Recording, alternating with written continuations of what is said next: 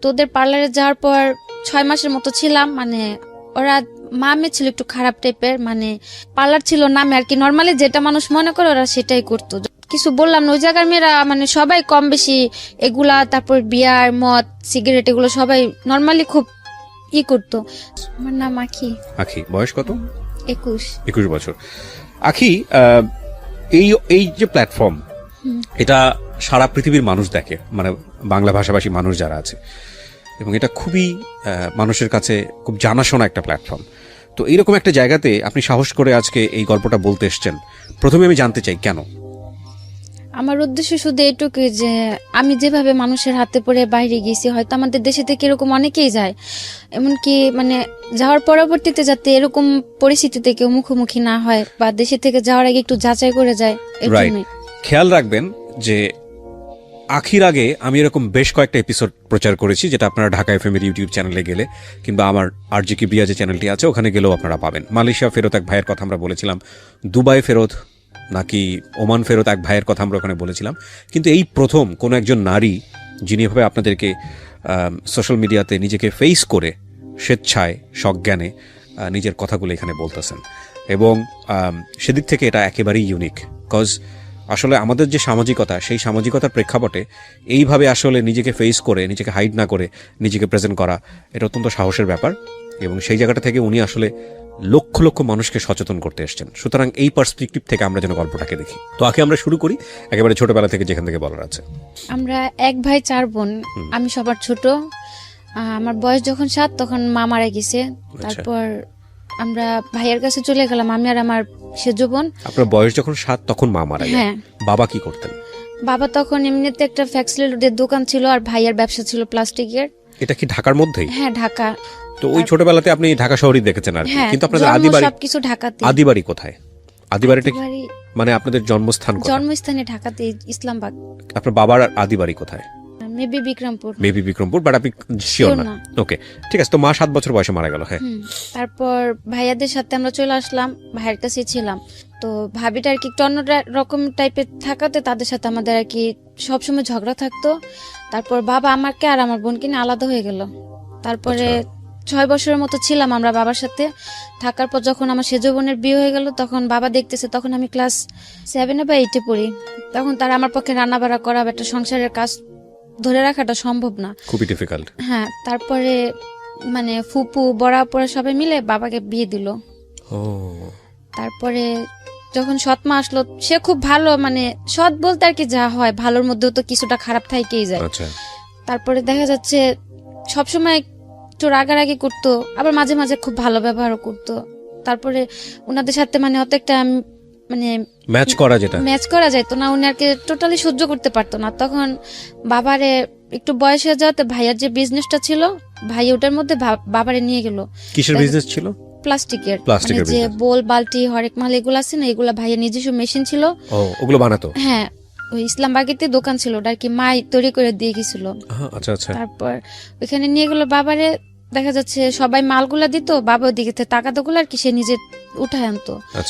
তো ওইখান থেকে মানে আমার ওটা পছন্দ হইতো না যে বাবা আমার খুব আদর করতো, আর আমি তো সবার ছোট ছিলাম। তো এগুলা নিয়ে খুব ঝগড়াঝাটি হতো। এক পর্যায়ে পার্লারের কাজটা শেখাটা আমার খুব শখ ছিল ছোট থেকেই। আচ্ছা, তো বয়স কত তখন, যখনকার গল্পটা আপনি এই মুহূর্তে বলছেন? কোন ক্লাসে পড়েন? ক্লাস 8 পড়েন। ওকে, আমি আবারও বলছি সবাইকে যে আজকের এই গল্পটা এটা খুব গুরুত্বপূর্ণ একটা সোশ্যাল মেসেজ আছে এখানে, সচেতনতার জায়গাতে উনি যে কথাটা বলেছেন যে ওনার মতো করে যেন কেউ কখনো বিদেশে পাড়ি না জমায়। বুঝতেই পারছেন গল্পটার ধরনটা আজকে একটু খুব সেন্সিটিভ। সেই জায়গাটা থেকে আমি বলবো যে টানবেন না, আপনারা না টেনে পুরো গল্পটা শুনবেন কমপ্লিট মেসেজ পাওয়ার জন্য। ওকে, তারপর মানে যখন ভাইদের বাসা ছিলাম, আলাদা হওয়ার আগে থেকে মানে পার্লারের কাজটার প্রতি আমার খুব ইন্টারেস্ট ছিল শেখার জন্য। তো বড় পরে সবাই সবসময় না করতো যে মানে পার্লারের মেয়েদের মেবি সবাই খারাপ কমেন্টস করে, আর আমাদের ফ্যামিলিতে সবাই খুব পর্দা করে, একটু ভালোভাবে চলাফেরা করতে, এর জন্য কেউ আর কি সাপোর্ট করেনি পার্লারের কাজটা শেখার জন্য। তো তারপর আর শেখা হলো না। যখন আব্বা বিয়ে করলো, তাদের সাথে ছিলাম, নিজের মতো করে চলতাম, কখনো বাবাও কিছুতে বাধা দেয়নি, আর আম্মা তো সতই ছিল, সেও কখনো কোনো কথা বলতো না। ক্লাসমেট ছিল, একটা ক্লাসমেটের মা একটা পার্লার নিল, নেওয়ার পর ও বললো যে আমাদের এখানে আসলে হয়তো কিছুটা কাজ শিখতে পারবা। আর আমার মানে পার্লার কাজের খুব ইন্টারেস্ট ছিল, তো ট্যালেন্টটা খুব ভালো ছিল। মানে কাজ যে শিখছে আমার কারোর হাতে ধরা কাজ শিখিয়ে দিতে হয়নি, মানে আমি চোখ দিয়ে একবার দেখছি যেটা সেটাই করতে পারছি।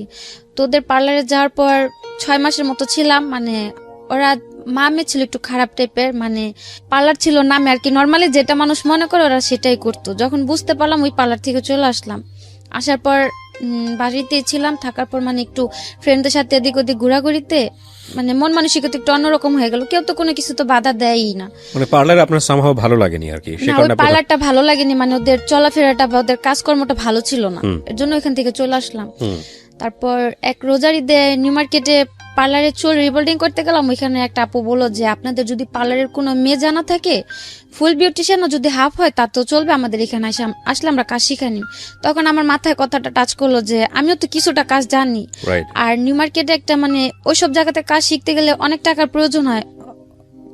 অন্তত পক্ষে 20 থেকে 30 হাজার টাকা অগ্রিম অ্যাডভান্স করতে হয় কাজ শিখতে হলে। আর যেহেতু সে হাফ বিউটিশিয়ান খুঁজতেছে, আমি কিছুটা কাজ জানি, তাহলে আমি এ জায়গায় একটু কথা বলা দেখি।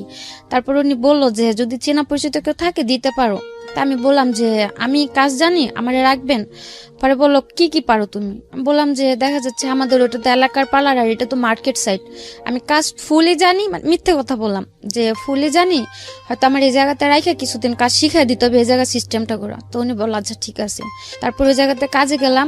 প্রথম আমার 2500 টাকা বেতনে রাখলো, তার 3 মাস পর আমার স্যালারি করে দিল 9000 টাকা। বাহ, মানে আপনার কাজ দেখে? হ্যাঁ, মানে আমি তো বলেই গেলাম যে আমাদের কাজের সাথে তো মিলবে না, তো আমার যেভাবে দেখা দিয়েছে আমি ঠিক সেভাবেই কাজ করছি। তো 3 মাসের মাথায় বেতন ভালো হইলো। প্রায় 6-7 মাসের মতো আমি ওই জায়গাতে কাজ করলাম বেতন বাড়ানোর পরে। বাসা থেকেও কেউ কিছু বলে নাই, যেহেতু ওটা বাইরের এলাকাতে কাজ করতেছি আর ওইসব জায়গাতে কাজ শেখাটাও ভালো। তারপর যাওয়ার পরে আমার একটা খালতো ভাই ছিল। ওই খালতো ভাই বলতে এদিকে আরেকটা কথা আছে, মানে আমার মার যে বড় বোনটা, ওদের ওই খালার 3টা ছেলের সাথে আমাদের 3 বোনের বিয়ে হয়েছে। ও আচ্ছা। প্রথমে মেজো আপু করছে আর কি, পরে যে আমরা 2 বোন বিয়েটা করছি, বলতে গেলে এটা একটা অ্যাক্সিডেন্ট। মানে হয় না যে মানুষ যে প্রতিনিয়ত একটা কিছুর জন্য দোষারোপ করতেছে, এক পর্যায়ে যে মানুষের মধ্যে কিন্তু একটা জিদ কাজ করে যে না আমি কিছু করতেছি না, প্রতিদিনই আমার দোষ হচ্ছে, তাহলে আমি সেই কাজটাই করি।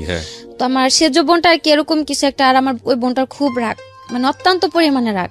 ওরে প্রচুর এরকম টর্চার করা হতো যে ওর সাথে কথা বলবা নেই না সেই না, অথচ কিছুই করতেছে না। তো একদিন কথা কাটাকাটি হওয়ার পরে ও চলে গেল ওই খালতো ভাইয়ের সাথে। ও যাওয়ার পরে সিরিয়াল আসলো আমার, অথচ আমি কিছুই করতেছি না জায়গাতে, তো আমি আমার কাজকর্ম এগুলো নিয়ে বিজি। তারপর আমার সাথে কিছুটা ঝগড়াঝাটি হওয়ার পর ওই খালতো ভাইটা আমার পিছনে 4 বছর ঘুরছে, কিন্তু আমি কোনো কেয়ার করিনি, মানে ওইসবের প্রতি আমার কোনো মাথাই ছিল না। যে পার্লারের কাজ শিখতেছি নিজের মতো করে আছি, এগুলো নিয়ে আমার মাথা ব্যথা। তারপরে আমার সাথে ঝগড়া লাগে, তখন আমি নিউ মার্কেটের কাজটা ছাইড়া দিলাম। মানে কাজে যাওয়ার সময় একদিন বাসের থেকে কথা বলতেছি, ওই জানলা দিয়ে আমার ফোনটা ছড়ে নিয়ে গেল। তারপর থেকে খুব ভয় পাওয়ার পর আমি আর কাজেই গেলাম না নিউ মার্কেটে। তারপরে 2-3 মাস থাকার পর আমি ওই আমাদের এলাকাতে একটা পার্লারের কাজে লাগলাম 3000 টাকা বেতনে। ওইখানে কাজ করতেছি ভালোই। একটা ঈদের সময়, রোজার ঈদের সময় আমার সাথে আমার খুব ঝগড়া। তো উনি আমার বললো তুই বাসা থেকে বের হয়ে চলে যা। কোন আম্মা? আমার সৎ মা যেটা। আচ্ছা। আমি তো বাবার সাথেই থাকতাম, যেহেতু সবার বিয়ে হয়ে গেছে, শত কাপন হোক থাকার জায়গা ওইটাই ছিল। তো উনি আমার একটা থাপ্পড় দিল। তো উনি থাপ্পড় দেওয়াতে বাবা খুব রাগে গেল, আর আমার খুব কষ্ট লাগলো যে আমার মা মারা গেছে, আমি ছোটতে বড় হয়েছে, হয়তো কোনো ভাই বোন বা বাবার হাতে আমি কখনো মার বা গালি কোনোটা খাইনি, বা কেউ আমার কোনো সময় জোর গলে একটা কথা বলেনি। তো উনি একটা থাপ্পড় দেওয়া, তো আমি কিছু বললাম না। তারপর আমি আমার খালতো ভাইটারে মানে বললাম যে দেখ আম্মা আমার লোক এরকম করে। ও আমার বললো কি যে তুই চলে আমি তোরে নিয়ে যাম। মানে ওই সময়টা বিয়ে কি সংসার কি এগুলো তখন মাথায়ও নাই। ও বললো যে তুই চলে আমি তোরে নিয়ে যাম। আমি বললাম কই নিয়ে যাবি? তারপর যাওয়ার ও ভালোবাসতো, কিন্তু আমার ভিতরে ওর জন্য কোনো ফিলিংস বা কিছু ছিল না। মানে ওই মুহূর্তে মানে খুব কষ্ট লাগলো। বোনদের কাছে বললো, ওরা এটা খুব রাগারাগি করবে, আমি চাই না আর কি ঈদের একটা সময় ঝগড়াঝাটি হোক। তো কাউরে না বলতে পারে খালতো ভাইটারে বললাম।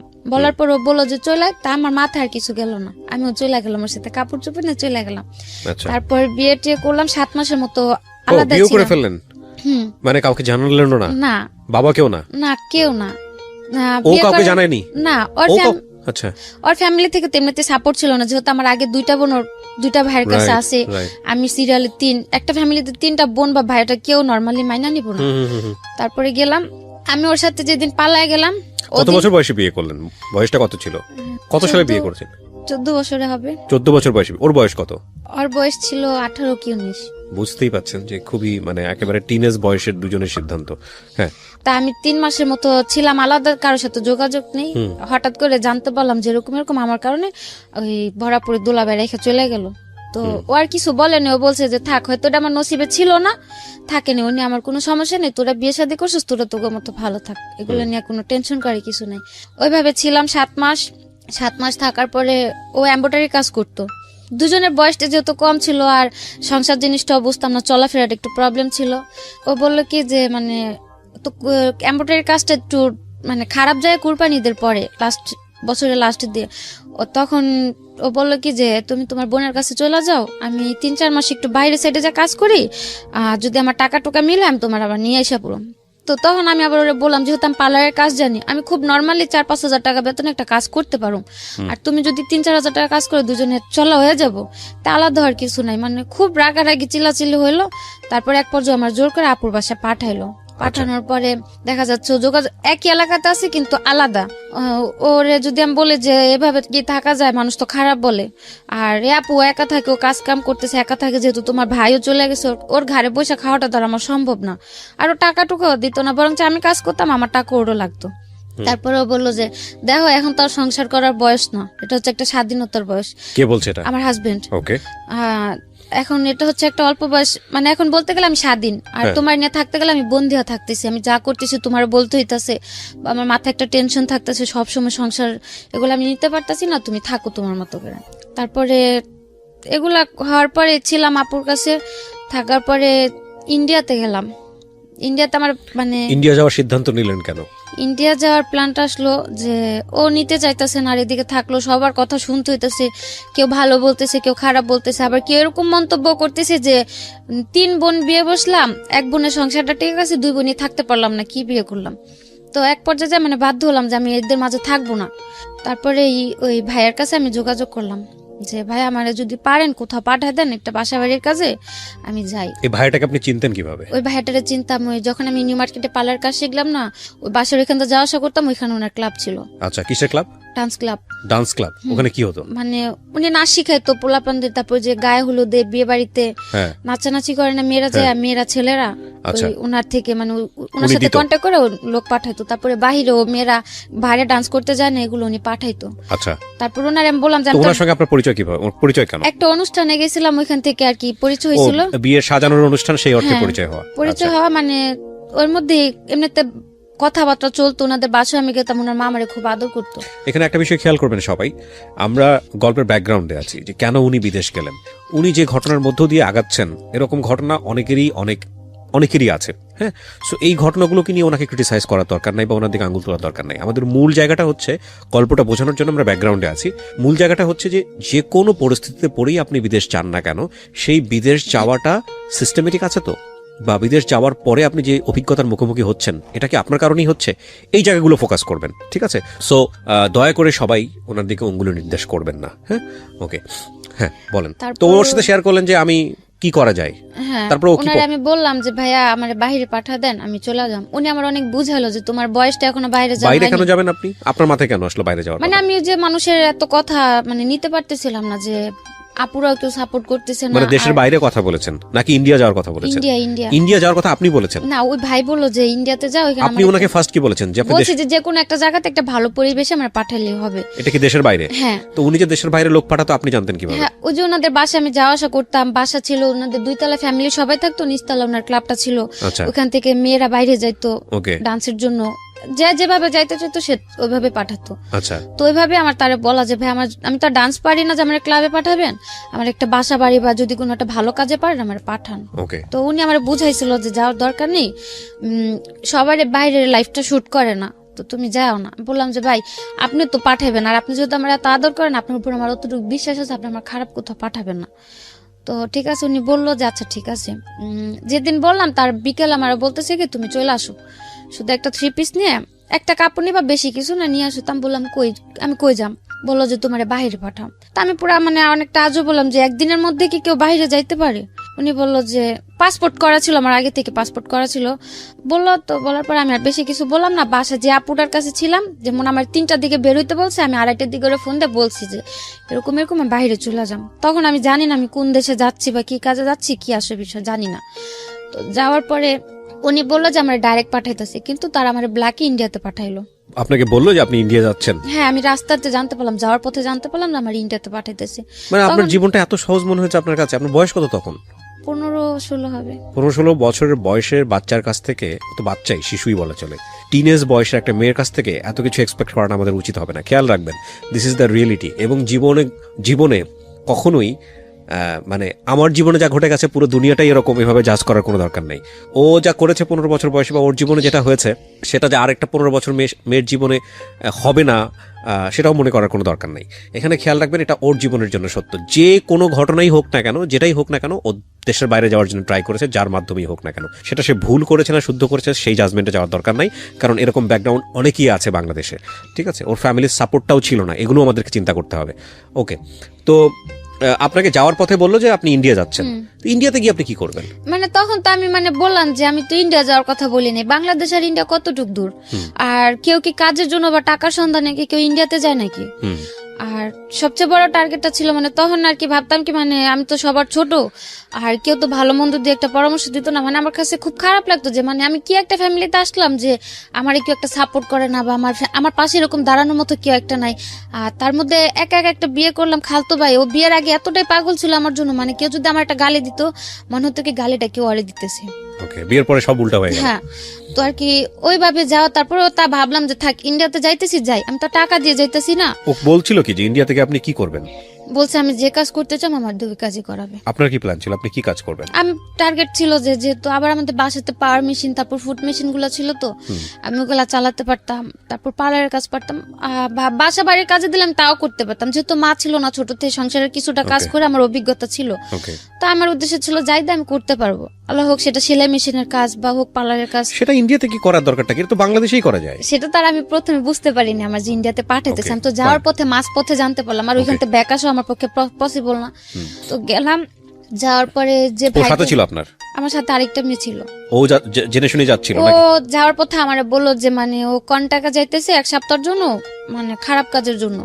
তা আমি ভাবলাম যে থাক, তারা তো বলছে যে যে কাজের জন্য যায় ওই কাজের জন্যই যায়, যার যার ব্যক্তিগত ব্যাপার। তা আমি ওটা নিয়ে মাথা বেশি করলাম না।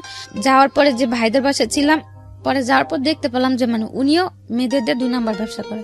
ওকে, ওদেরকে যাওয়ার পরে ছিল উনার হয়তো মেয়েদের ব্যবসাটা ছিল, কিন্তু উনি আমারে তার জন্য নেয়নি। উনার ছোট একটা বাচ্চা ছিল, তো ওই বাচ্চাটা দেখাশোনা করার জন্য উনি আমারে রাখলো। আমি তার বাসাতেই ছিলাম, অন্য মেয়েদের সাথে আমার কোথাও দিল না। তো এখানে 7 মাস ছিলাম, থাকার পরে বাড়ি আসার জন্য হঠাৎ করে বাড়ির জন্য খুব খারাপ লাগলো। তারপর ওনার আমি বললাম আমার বাড়ি পাঠা দেন। এই 7 মাস আপনি কি কাজ করেছেন ওখানে? ওনার বাসায় ছিলাম, বাসায় ওনার যে ছোট বাচ্চাটা ছিল ওই বাচ্চাটা দেখাশোনা করতাম, আর এমনিতে বাসায় টুকটাক কাজ করতাম, ভাবি রান্নাবাড়ি করতাম। আমি আগে ইন্ডিয়ার কোথায় এটা? বোম্বাইতে। বোম্বেতে? আপনার পাসপোর্ট করা ছিল না? আমার তো যে নদী পার করে নিল পাসপোর্ট। কিভাবে নিয়েছে বলেন তো, এগুলো খেয়াল করেন। হ্যাঁ, এখান থেকে যে পারুলিয়া নাম বলে একটা সম্ভবত দেশ আছে, আর অনেক আগে তো পুরাটা মনে নেই, আপনি জাস্ট যতটুকু মনে আছে আমার সাথে শেয়ার করেন। পারুলিয়াতে ছিলাম, পারুলিয়া যাওয়ার পর ওই, কিন্তু এখানে তো আমাদের যতদূর জানি যে বর্ডার পাস করতে হয়, বা যেভাবে জানা গেল যে ওই রাত্রে যে পেঁয়াজ তারপর রসুন টসুন অনেক কিছু নদীর উপর দিয়ে পার করা। আর বর্ডারটা খুব বেশি একটা ছিল না, হাইস্ট গেলে 2 ফুট কি 3 ফুট হবে, এতটুকু জায়গা আমাদের পানি দিয়ে হাঁটা নিয়ে গেছে। আচ্ছা, জাস্ট ওটুকুই পার হয়ে গেলাম। ওইটুকু পার হওয়ার পরে কলকাতা ঢুকে গেলাম। ঢুকে যাওয়ার পর এখানে ছবি টবি তুলে ওই কলকাতার একটা আইডি কার্ড বানিয়ে দিল। কে করলো এটা? ওই তাদেরই লোক ছিল কলকাতাতে, তারাই হয়তো সরকারি লোকের সাথে হাত করা ছিল, তারাই একটা কার্ড বানিয়ে দিল, ন্যাশনাল কার্ড বানিয়ে দিল। আপনি কলকাতার মানুষ? হ্যাঁ। তারপর ওই কার্ড দিয়ে ওই কার্ড দিয়ে আমি যে কোনো জায়গায় যেতে পারতাম। এগুলো সব ওদের সেট করা? হ্যাঁ, ওদের সেট করা। ইন্টারেস্টিং, এগুলো তো আমার জানা ছিল না। আচ্ছা, ওই আইডি কার্ড দিয়ে যেমন হাওড়াতে যাওয়ার পরে টিকিট কাটলো মুম্বাইতে, তারপর ওই ট্রেনে করে মুম্বাইতে গেলাম। ওই আইডি কার্ড দিয়ে মুম্বাই তো রিল্যাক্সে থাকলাম, কোনো প্রবলেম হলো না। ওকে, একটা জিনিস খেয়াল রাখবেন, এখানে this is very non investigated show. তো সেই জায়গা থেকে আমরা সরজমিনে এটা ইনভেস্টিগেট করিনি। সেই জায়গা থেকে ওর কথা আপনারা বিশ্বাস করবেন কি করবেন না সেটা একান্তই আপনাদের বিষয়, 1। আর 2 নম্বর হচ্ছে, যেহেতু এটা নন ইনভেস্টিগেটেড, সুতরাং আপনারা দেখবেন যে অনুষ্ঠানের শুরুতে একটা ডিসক্লেইমার দেওয়া থাকে। সো আমরা চাচ্ছি না আমাদের যিনি গেস্ট থাকেন তার কোনো পার্ট কোনো কিছু লিগালি স্বীকারোক্তি হিসেবে নেওয়া হোক। সো এটাকে জাস্ট একটা লার্নিং হিসেবে নেওয়ার জন্যই আমরা প্রচার করছি। বাট এই ইনফরমেশনগুলো উনি যেটা বলছে সেটা সত্য না মিথ্যা সেটা আমাদের যাচাই না করেই আমরা প্রচার করছি। বিশ্বাস করাটা আপনার দায়িত্ব। ওকে, তারপর ওই ভাইয়ের বাসায় ছিলাম 7-8 মাস ছিলাম। খুব আদর করতো আমারে, হয়তো তার কারণে বাড়ির কারো কথা মনে পড়তো না, বা ওই বয়সটাতে ফ্যামিলি থেকে দূরে মানে অন্য একটা দেশে যাওয়াটা খুব টাফ, সেটা এখন বুঝি, তখন হয়তো বুঝি নাই। তারপর ছিলাম, থাকার পরে বাসায় পাঠিয়ে দিতে বললাম, ওনারা আমার পাঠিয়ে দিল 7 মাস পরে। হ্যাঁ, পাঠিয়ে দিল। ওদিকে আমার কোনো প্রবলেম হয়নি। তারপর আসার পরে ওই যে বোনটা ছিল, মেজো যে বোনটা, মানে আমার হাজবেন্ডের বড় ভাইয়ের সাথে যে বোনটার বিয়ে হলো, ওই আপুর বাসাতে যাই উঠলাম। ওই বাবার বাসাতে যে পালাই গেলাম, তারপর থেকে আর বাবার বাসা আমার মানে হয়তো এমনিতে দেখা সাক্ষাৎ করতে গেছি, আজ পর্যন্ত ওই বাসায়, হ্যাঁ ওই বাসায় আজ পর্যন্ত এক রাত কাটাইনি, আজও পর্যন্ত না। তো এই যে ভাইয়ের বাসায় আসলাম, ওনা তো ছোট ভাই ছিল আমার হাজবেন্ড, ওই ভাই আমার বাসায় তোলার আগে জিজ্ঞেস করলো যে তোমার যে আমি বাসায় তুলুম, তুমি কি আমার মুখটা রাখবো জায়গা, আমার বাড়ির কাছে আবার চলে যাবা, যদি চলে যাও তাহলে আমার বাড়ি একদম মানে যাওয়ার পথে সালাম করে যাবা, আর কোনোদিন এদিক ফিরে তাকাবা না। এটা আপনাকে কে বলছে? মেজো আপুর হাজবেন্ড। মেজো আপুর হাজবেন্ড, সেও তো আপনার খালাতো ভাই? হ্যাঁ, ওই আমার হাজবেন্ডের বড় ভাই বললো, যেহেতু না ছোট ভাইয়ের সাথে একটা অ্যাক্সিডেন্ট হয়ে গেছে, এখন উনি আমার জায়গাটা দিব, তো ওনারটা কথাটা হচ্ছে যে তুমি আমার মুখটা রাখো, আমার ফ্যামিলির কাছে আমার তুমি নত করো না। ঠিক আছে, আমি বললাম আচ্ছা ঠিক আছে। তো যাওয়ার 3 দিন পর ওই আমার হাজবেন্ড খুব মানে পাগল হয়ে গেল নেওয়ার জন্য। তারপর অনেকদিন পরে দেখেছে। হ্যাঁ, তারপর আমি বললাম যে আমি একা তোমার কাছে যাইতে পারবো না, যদি তুমি তোমার ভাই বোন নিয়ে আসে আমার নিয়ে যেতে পারো, আমি যাম, আমি একা যাইতে পারবো না। তারপরে ওর যে বড় 2টা বোন ছিল, বড় 2 বোন ওই ভাইরে বুঝাইলো যে থাক, বিয়ে শাদী করছে, সংসার করে খেতে পারলে আঙ্গ কি, হয়তো এখন যদি আমরা না করি পরবর্তীতে এগুলো নিয়ে একটা পর্যায়ে আঙ্গ দোষারোপ করবো, তার চেয়ে থাকুক না, সমস্যা কি। তো সবাই রাজি হওয়ার পরে গেলাম আমি ওর কাছে। আমি আমার ননাসের সাথে এক বাসাতেই ছিলাম, যে দূরে থাকলে হয়তো আবার একটা আকাম কুকাম করবো, তাই আপারা ওদের সাথে রাখলো যে যাক, ছোট মানুষ দুজন। আপনাকে জিজ্ঞেস করলো না আপনি 7 মাস কই ছিলেন? হ্যাঁ, সবাই জানতো তো। আচ্ছা, যাওয়ার পর সবাই জানতে পারলো না, যেহেতু আমি 7টা মাস বাড়ি থেকে নিখোঁজ। কিন্তু সন্দেহ হওয়ার কথা না, আপনি এই ধরনের একটা কাজে বাইরে। আমি ভালো হালে ছিলাম, সবার সাথে কন্টিনিউ যোগাযোগ হতো। আপনার হাজবেন্ড আপনাকে বিশ্বাস করেছে? হ্যাঁ করেছে।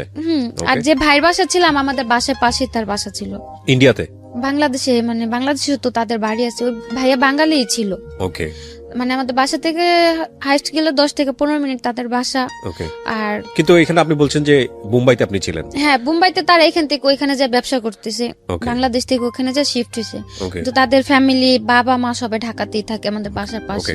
তো আসলাম, আসার পর আমার নিল, গেলাম। যাওয়ার পরে ও ভালোই কাজ কাম করতেছিল, আমি একটা পার্লার জব নিলাম।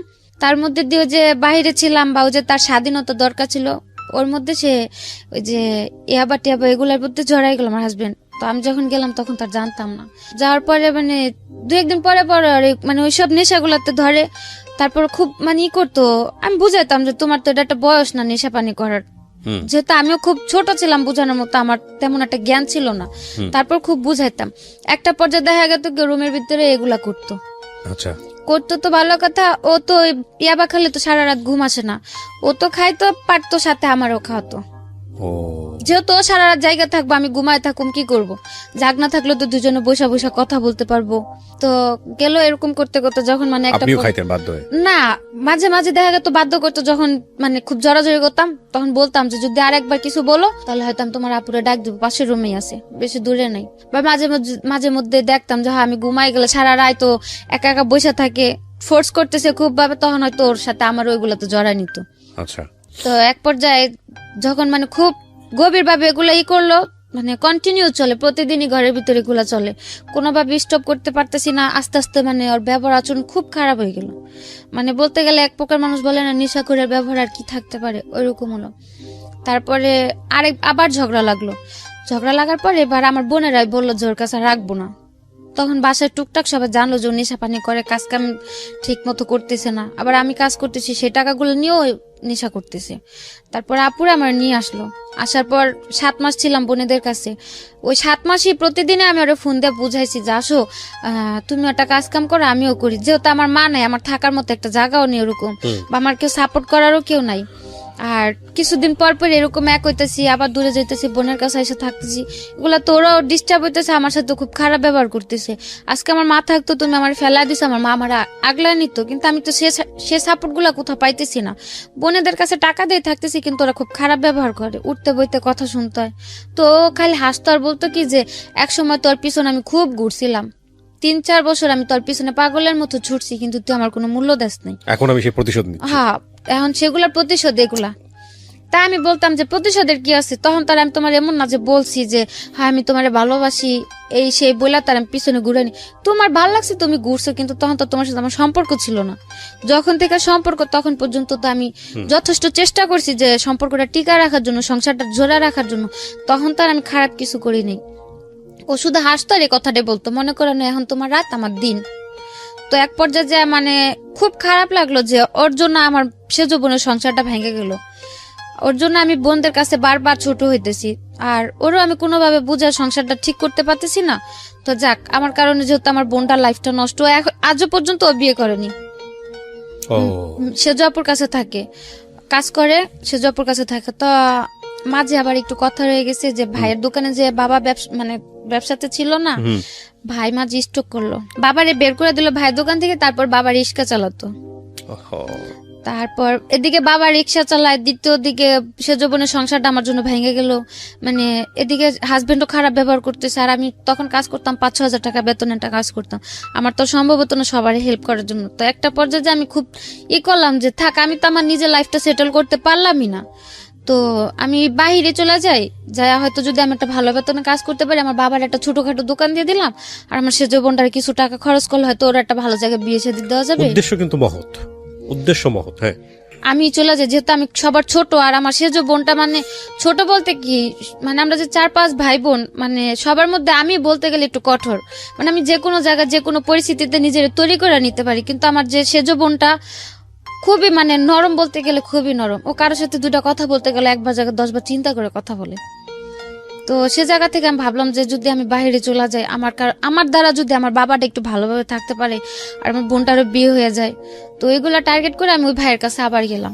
যার পর বললাম যে ভাইয়া, আমি ইন্ডিয়া সব ছোট কোনো জায়গায় যাবো না, আমার অন্য কোনো একটা ভালো জায়গায় পাঠান, যাতে আমি আমার ফ্যামিলিটার জন্য অন্তত কিছু করতে পারি। আমি আমারই নিয়ে চিন্তা করি না, কারণ আমি একা সবার ছোট মানুষ, আমি একা একটা মানুষ, আমি হয়তো মানুষের বাসায় কাজ করে খেলেও খাইতে পারবো, হয়তো আমি আমার বাবাটার আর বোনটার লাইফটা যদি সেটেল করে দিতে পারি, তাহলে তো আমার কাছে নিজে খুব ধন্য মনে হইব। তো তারপর উনি বললো যে আচ্ছা ঠিক আছে, পাসপোর্ট দিয়ে যায়, আমি দেখি। তো দিয়ে আসলাম পাসপোর্ট দিয়ে আসার 1 মাস পরে ওই শবে-বরাতের দিন আমার ফোন করলো যে আমার পাসপোর্টে ভিসা লাগছে মালয়েশিয়ার। তো আমি জিজ্ঞেস করলাম কি কাজ মালয়েশিয়ার, পরে বললো যে তুমি মালয়েশিয়া যে পার্লারের কাজ করতে পারবা। তা আমি বললাম আচ্ছা ঠিক আছে। তারপরে বাসা সবারে ওই শবে-বরাতে নামাজের পরে, মানে আমার ফোনেও ছবি পাঠাইছিল যে মালয়েশিয়ার ভিসা আসছে, ওই ছবিটা সবাই দেখালাম যে এরকম মালয়েশিয়া চলে যাম। তারপর সবাই খুশি যে এই মালয়েশিয়া যাও কি এই ভাইয়ের মাধ্যমেই? এই যে ভাই পার্লারে কাজ করতো? না, ওই যে ক্লাবে ছিল যে ভাই, যে ভাইটা আপনাকে ওই আপনি ক্লাবে পরিচয় হলেন, যে আপনাকে ইন্ডিয়া পাঠিয়েছিল একটু আগে, সেই ভাই। ওকে। তার 15 দিন পর আমার টিকিট আসলো। তো আপনি ওই ভাইকে বিশ্বাস করলেন কিভাবে? আপনাকে এর আগে পাঠিয়ে দিল ইন্ডিয়াতে, এরকম একটা জায়গা? ইন্ডিয়াতে পাঠালো, তখন তো আর তাদের পরিবেশটা খারাপ ছিল, কিন্তু আমার সাথে তো আর কেউ খারাপ কিছু করেনি, আমি তো ভালো কাজ করলাম। সেজন্য ট্রাস্টটা ছিল, যেহেতু খারাপ পরিবেশে তো মানুষ ভালো কাজ করেছে আমার সাথে তো কোনো অত্যাচার বা খারাপ কিছু হয়নি। ওই বিশ্বাসে আমি বললাম যে ভাই আপনার আবার কোথাও পাঠায় দেন, কিন্তু আমি ইন্ডিয়া এসব জায়গায় কোথাও যাবো না। পরে ভিসা আসলো 2017 জুনে। আপনি টাকা দিয়েছিলেন? না, আমার কোনো টাকা লাগেনি। টাকা ছাড়াই ভিসা? হ্যাঁ। কোথায়, কোন দেশে? মালয়েশিয়াতে। ওকে।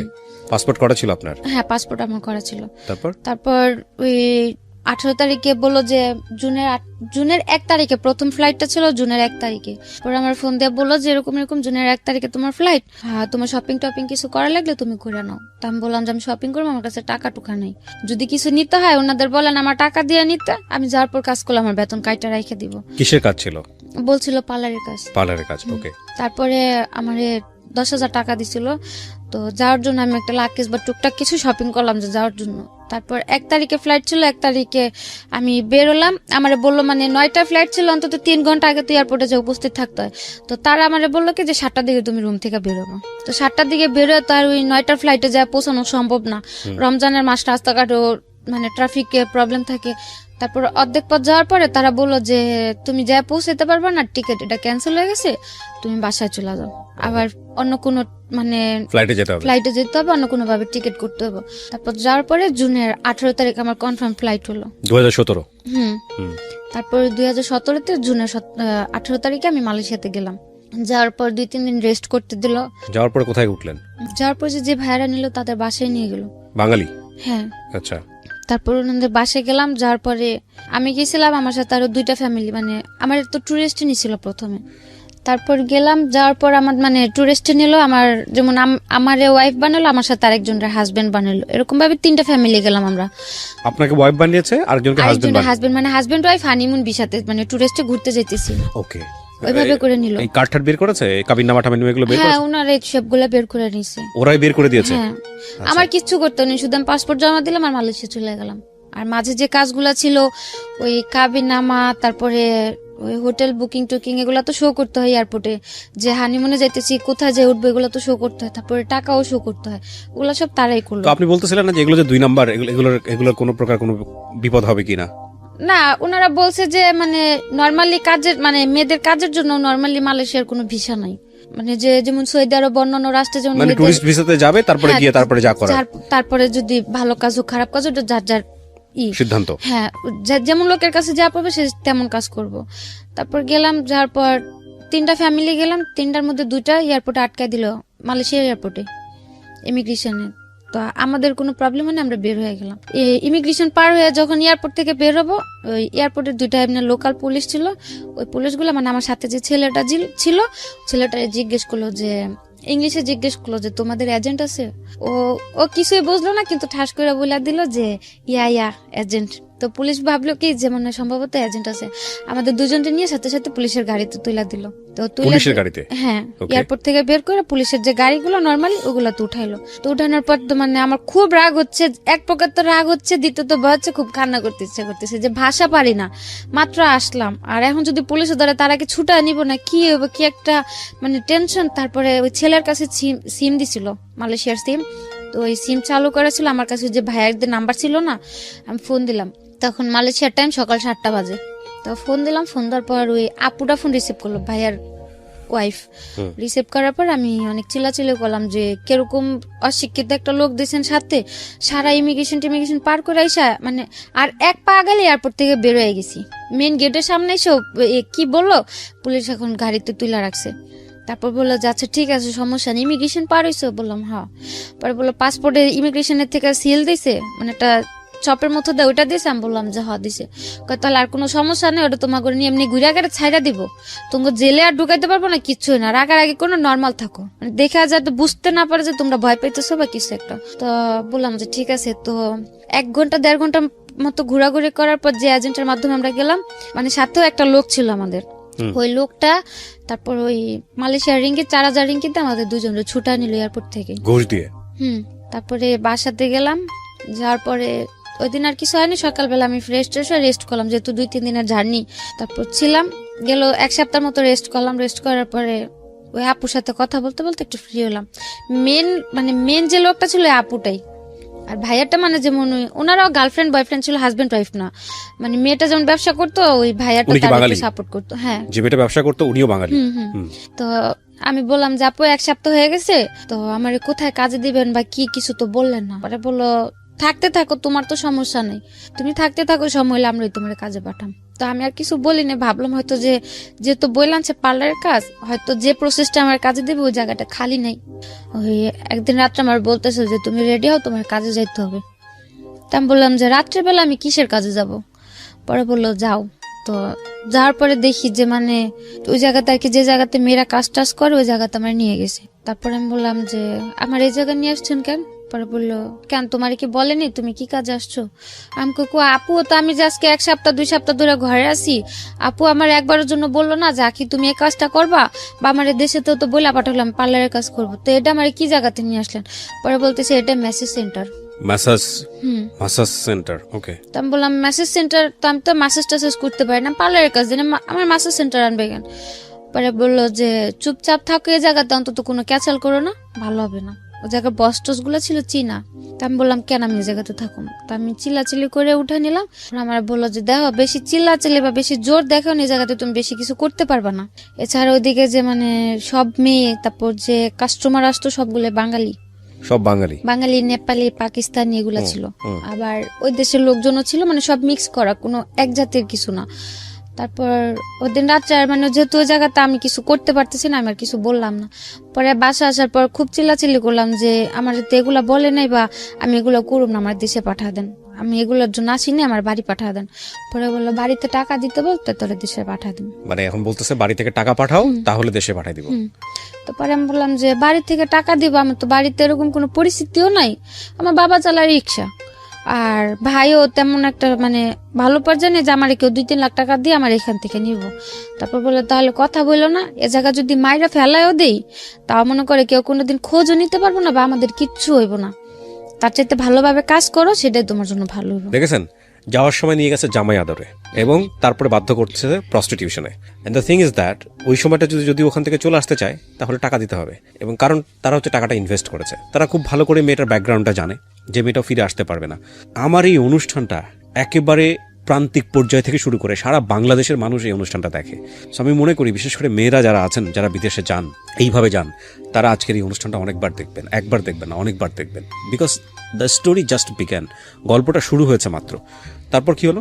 তারপর এগুলা বলার পরে মানে খুব কান্নাকাটি করলাম, মানে কি করলাম। তারপরে ওনারা বললো যে দেখো এখন কান্দাকাটি করে এদিকে নাটক করে লাভ হবে না, সুস্থ মতো কাজের জায়গা দিয়ে কাজ করবা, কোনো রকম কোনো ফাজলামো বা কিছু করার চেষ্টা করবা না। তারপরে আমি বললাম যে দেখেন ভাই আপনাকে, আচ্ছা ঠিক আছে আমি কাজ করবো, আপনাদের কতদিন কাজ করে দিলে আপনাদের টাকা শোধ দেবো, আরে তাও আমার মানে কতদিন পর আমার বাড়ি পাঠা দিবেন। পরে বললো যদি কমও করো অন্তত 6 মাস করতে হবে। তারপরে মানে অনেকভাবে মানে ম্যানেজ করার চেষ্টা করছিলাম যে হয়তো আমার আরো অল্প কিছু দিনের মধ্যে যাতে পাঠায় দেয়। তো আর তখন তো আমি ওই জায়গায় কাজের বা টাকার হিসাবটাও বুঝতাম না। তারপর বললো যে এত টাকা, মানে এখন আমার খালি হিসাব দেখাইতেছে যে এই জায়গায় এত টাকা খরচ দিছে, ওটা খরচ দিছে, এগুলা দিতে হইব না, এগুলো তো তোমার বাপে দেয় না টাকাগুলা, আমাদের খরচ দিছে টাকাগুলা তো দিয়া যাইতে হইব। তারপর আর কিছু বললাম না, যেহেতু আমার আর করার মতো কোনো পথ নেই। আর কথা বলতে গেলেই বলে যে, আর নিজে চোখেও দেখতাম মানে মেয়েদের এত বাজে পরিমাণে মারধর করতো, মানে বলার বাইরে। ওইগুলা দেখলে যে কোনো মানে যারা ভয় পায় বা মারধর খায় অভ্যাস নেই, যে কোনো মেয়ে ওই ভয়তে আলা যা করতে বলবো তা করতে রাজি হবো। এই মারধর কি বাঙালিরাই করতো? হ্যাঁ, বাঙালিরাই, মানে যে যাদের কাছে যাইতো ওদের কাছে মানে ওরাই মারামারি করতো। আমি যে জায়গা ছিলাম ওই জায়গাতে তেমন করে মারামারি দেখি নাই আমি, কিন্তু যে জায়গায় কাজে দিছিল ওই জায়গাতে সকালে কাজে গেলে দেখতাম যে কোনো মেয়ে আসছে গাল কাইটে গেছে, চোখের দিক দিয়ে কালো হয়ে আছে, কারো খুচুন পোড়া দিয়ে লাগাই দিছে, কি পোড়া? যে রান্না করে খুন্তি আছে না, ওই খুন্তি দিয়ে, হ্যাঁ ওগুলা পুড়ে লাগাই দিছে, কারো মাইরে মাথা ফাটায় রাখছে। মানে ওইগুলা দেখলে আরো ভয় করতো যে বাসায় যা যদি আমি আরো মানে এগুলা নিয়ে চিল্লাচিল্লি করি, যদি আমারও এরকম মারে। আর আমি যে হালে আছি, আমি তো বাড়িতে ফোনটা যদি এগুলা বলি বা দেখে তো ডাইরেক্ট মানে মানে খুব খারাপ পর্যায়ে চলে যাবো, ওরা কিছু করতে পারবো না, বাড়িতে একটা টেনশন থাকবো। আর শুধু শুধু টেনশন দিয়ে তো লাভ নেই। এমন হতো আমি বললো টাকা দিয়ে আমার নিতে পারবো, তাহলে হয়তো আমি জানাইতাম, যেহেতু আমার কোনো দিকই নাই। আর ওগুলো দেখে খুব ভয় করতো, এর জন্য মানে কাউরে কিছু বলতাম না, আমি চুপচাপ কাজ করতাম। প্রথম মাস গেল, যাওয়ার পরে মানে কাজ করলে খুব আদর করতো, বা যদি বলতাম যে আপু খুব খারাপ লাগতেছে বা অসুস্থ, আমি কাজে যেতে পারবো না বা কাজ করার মতো পরিস্থিতিতে নাই, তাইলে মানে খুব বাজে ব্যবহার, চিল্লাচিল্লি, বাজে বাজে কথা। তো ওই সব ভয়টা কাজ হয়ে গেতাম না। আমার ব্যাগের মধ্যে সব সময় ব্যথার জ্বরের ওষুধগুলো সবসময় কিনা থাকতো, অন্তত পক্ষে প্রতিদিন কাজে যাওয়ার সময় একটা, মাঝে একটা, লাস্টে একটা, প্রতিদিন 3টা ব্যথার ওষুধ আর 3টা জ্বরের ওষুধ আমার ফিক্সড করা ছিল। তারপরে 1 মাস কাজ করলাম। কাজ করার পরে মানে তারা বাংলাদেশে যেরকম মানুষ ইয়াবা খায় না, ওই মালয়েশিয়াতে ইয়াবা না, কিন্তু ওই যে লবণের মতো কিছু একটা আছে মানে আইস, ওই ইয়াবার চেয়ে তো মারাত্মক। ওটা যদি একটানা কন্টিনিউ কেউ 6 থেকে 7 মাস মানে ওটা সেবন করে, মানে এতে 100% এতে মানে ওই লোকটা মানে পুরো মেন্টাল হয়ে যাবে। এগুলো খাওয়াতো? হ্যাঁ, ওইগুলো ওনারা খাইতো, মানে ওইগুলা খাইলে মানে প্রচুর পরিমাণে কাজ করা যেত।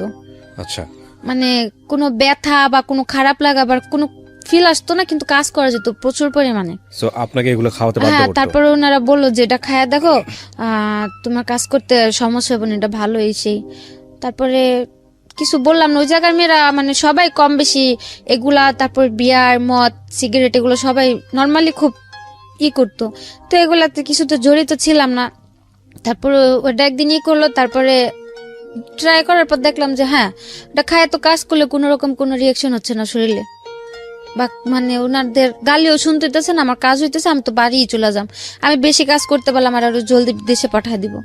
তো এই হিসাব করে তাদের মতো করে যখন বলতো এটা নিয়ে কাজ করো, ওইভাবে কাজ করতাম, যখন না দিত ওইভাবে কাজ করতাম না। এক পর্যায়ে ওনাদের কথা মতো নিতে নিতে মানে ওটা আমার একটা নেশার মতো হয়ে গেল, এই আইসটা। মানে ওটা ছাড়া আমি এখন থাকতে পারতেছি না।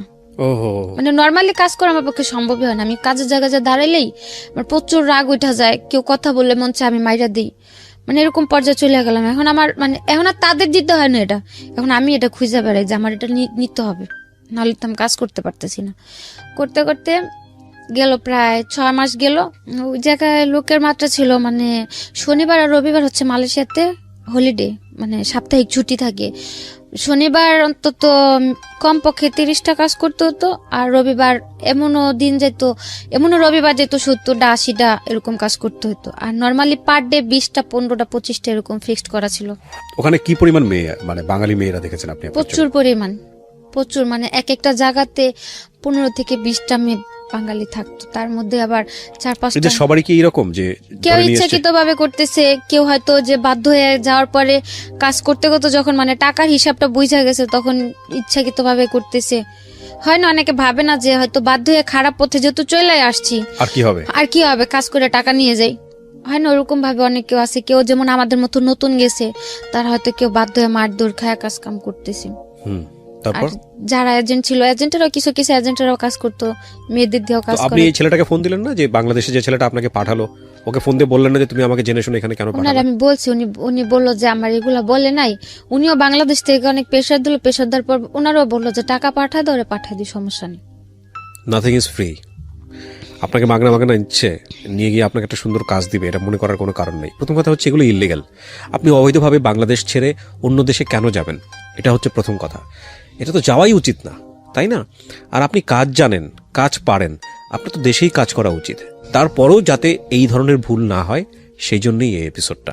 ওকে, তারপর 6 মাসের কাছাকাছি যখন চলে আসলাম, তখন মানে তখন তো নর্মালি আমিও কিছুটা নর্মাল হয়ে গেছি, যেহেতু আমার 4-5 মাস, অভ্যস্ত হয়ে গেছেন। 4-5 মাস যাবত এগুলো করাইতেছে। তখন আমার মাথাও নর্মালি একটা এরকম থিঙ্ক আসলো যে যাক, জায়গা তো প্রচুর পরিমাণে কাজ করায়, আর হয়তো আমি যদি তাদের সাথে মানে বৈশা 6 মাসের যেহেতু আমার কন্ট্যাক্ট শেষ হলে যদি আমি তাদের সাথে বৈশা মানে 50-50-তে কাজ করতে পারি, হয়তো আমি যে উদ্দেশ্যটা, বাইরে তো আমার যাওয়ার উদ্দেশ্য ছিল টাকাটা, আর বাইরে যাওয়ার আগে মনে করতাম কি যে মনে টাকা হইলে সবার ভালোবাসা কিনতে পাওয়া যায়, বাপ মা হোক ভাই বোন হোক সবারটাই পাওয়া যাবে।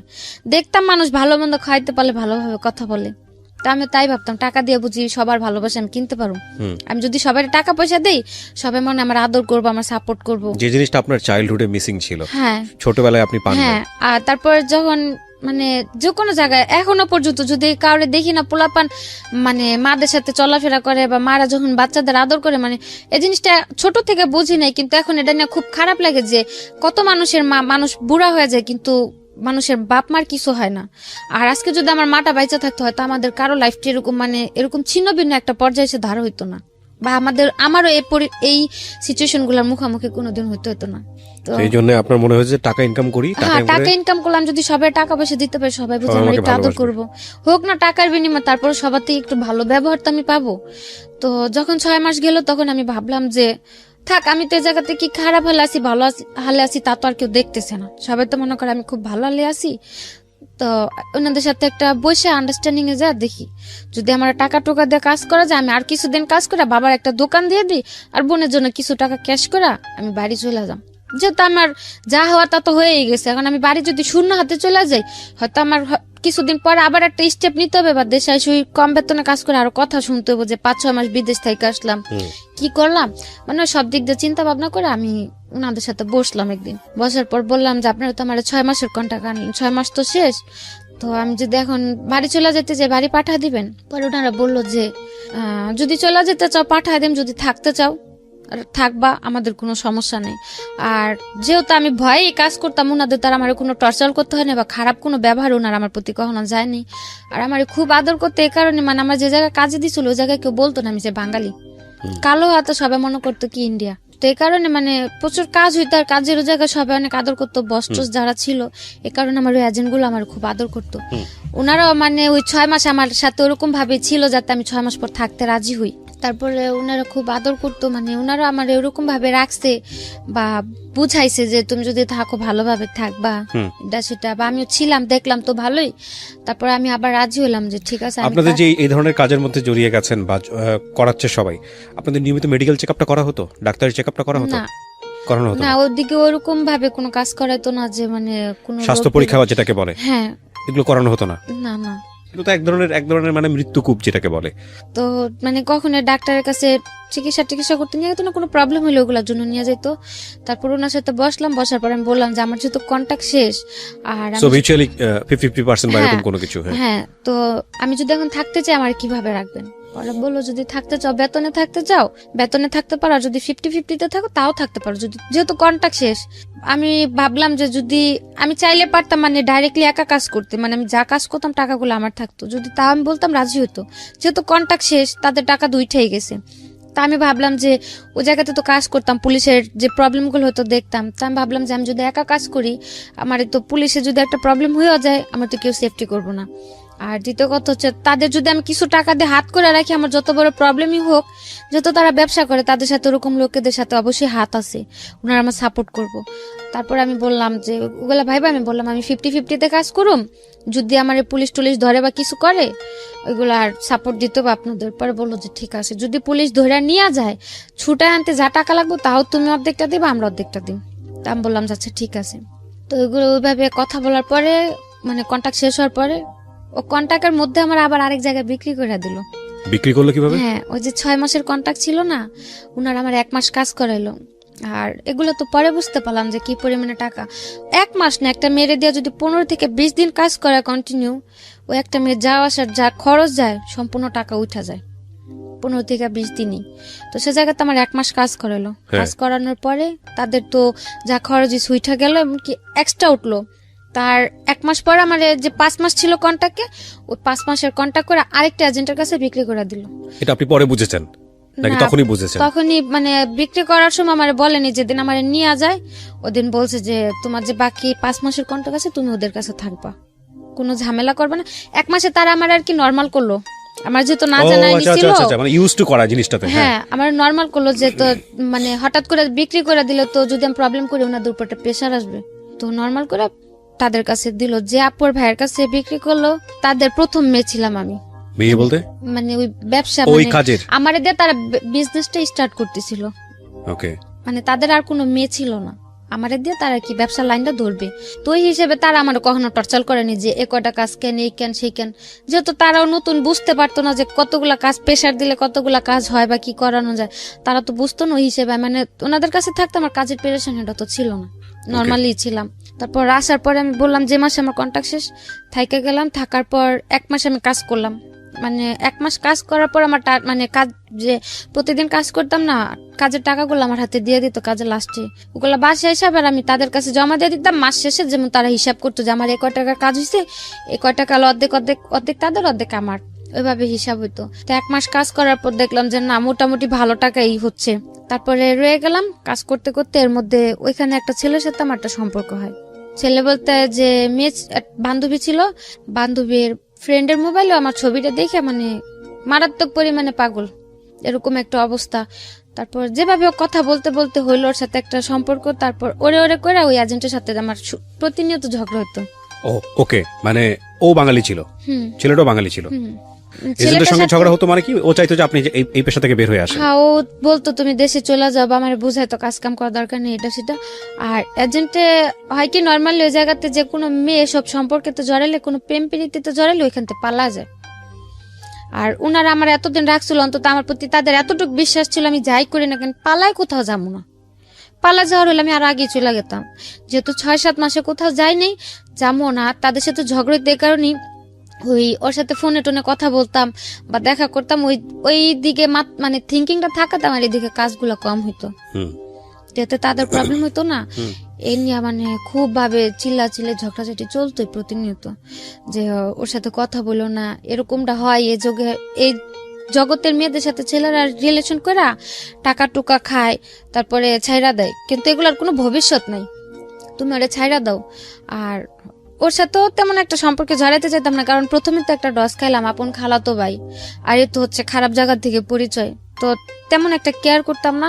কিন্তু ও আমার সবসময় বোঝাইতো যে আখি দেখো মানুষ কিন্তু জীবনে একা কোনো পথে পাড়ি দিতে পারে না, মানুষের চলতে একটা মানুষের সাপোর্ট লাগে। মানে ওর সবচেয়ে একটা কথা আমার বেশি টাচ করে, ও আমার বলে যে তোমার তো কেউই নেই, মা নাইকা বাপ থাইকাও নাই, ভাই বোনও তোমার দেখে না, নাহলে আমি তোমার সাপোর্ট হয়ে রইলাম। বাবা মা শিখাইছে ছোট থেকে যে একটা মানুষ যদি কোন একটা এতিমের সাপোর্ট করে তার নাকি অনেক সোয়াব হয়। ওই কথাটা বলাতে আমি মানে এতটুক ভাবলাম যে যেহেতু ও আমার এতটুক জিনিস বুঝতে পারছে যে আমার কেউ নাই, ও যেহেতু এই জিনিসটা বুঝতে পারছে যে আমি সবার ভালোবাসার কমতিটা ফিল করি, বা মানে একটু যে সব দিক দিয়ে আমার খুব সাপোর্ট করতো আর আমার ওগুলো খুব ভালো লাগতো। তো যাক গেল, তার সাথে মানে তো ঝগড়াঝাটি করতে করতে 3 মাস সম্পর্ক চলার পরে তারপর 3 মাস চললো। 3 মাসের মধ্যে টুকটাক ঝগড়াঝাটি হলো। 18 ওকে কি আপনি বিয়ে করছিলেন?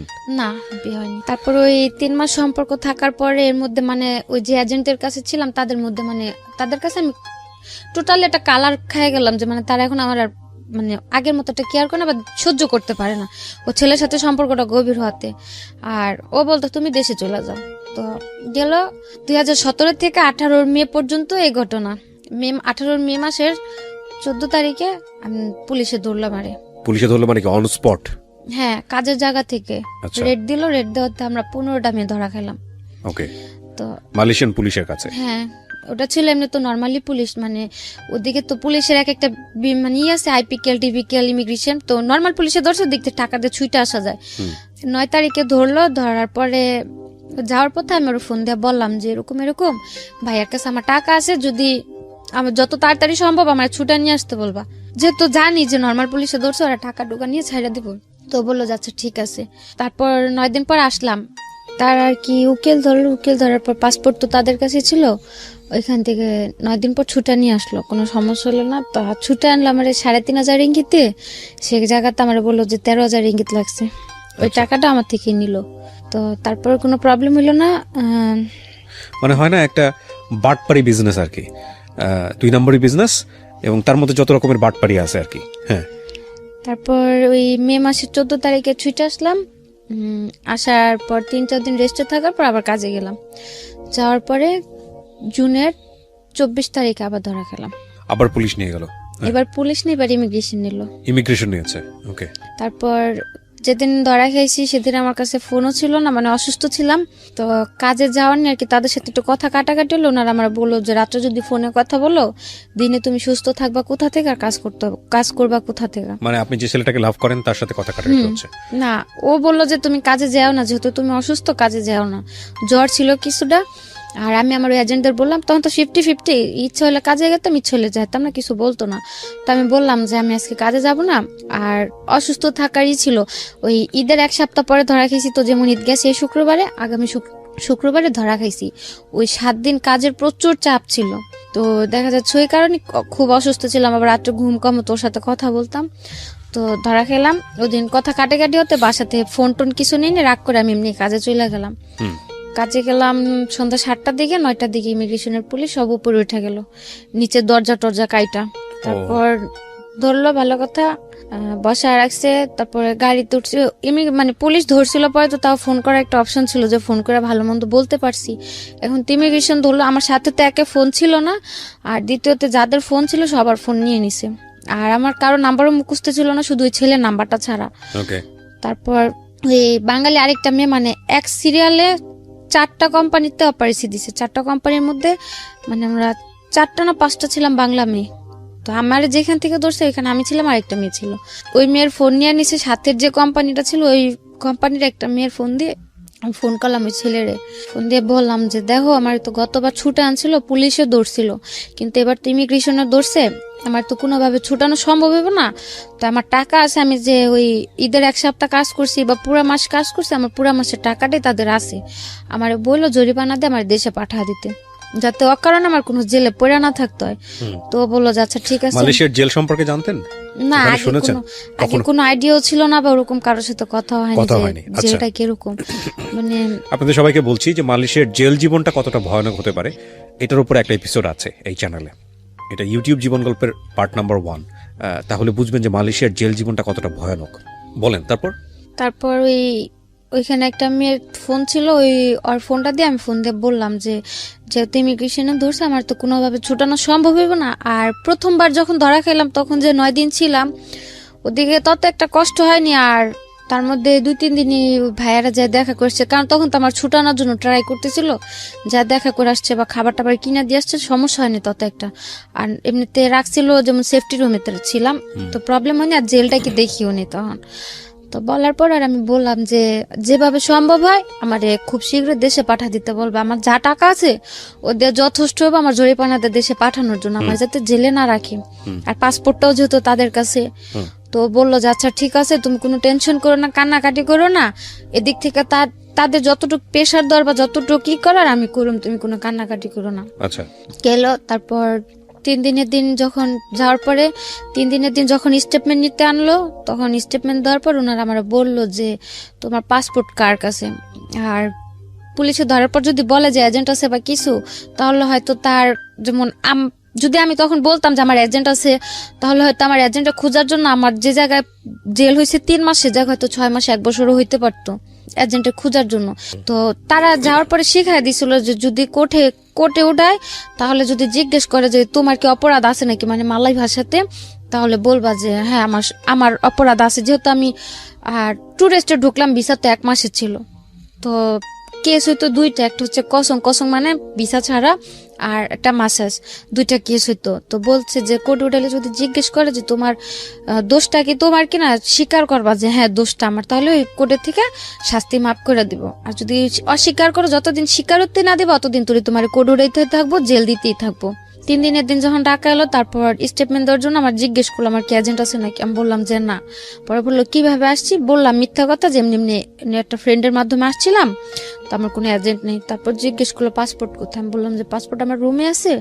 বললো যে যদি কারো ফোন দাও পাসপোর্ট দিয়ে যাবো, আমি বললাম হ্যাঁ। তারপরে আমি ওই ছেলের ফোন দিলাম, ছেলের ফোন দিয়ে বললাম যে আমার এজেন্টের নাম্বারটা দাও, আমার কাছে তো ফোন নাই, কারণ নাম্বার নাই। ওরে বললাম যে ভাইয়ের নাম্বারটা দাও, এখান থেকে ফোন দিতে বলছে পাসপোর্টের জন্য। তারপর ওর নাম্বার দিল, নাম্বার দেওয়ার পর ভাইয়ের ফোন দিলাম।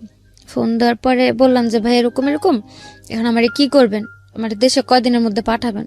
উনি আমার বললো তুমি টেনশন করো না, হয়তো 7-8 দিনের মধ্যে তোমার দেশে পাঠিয়ে দিব।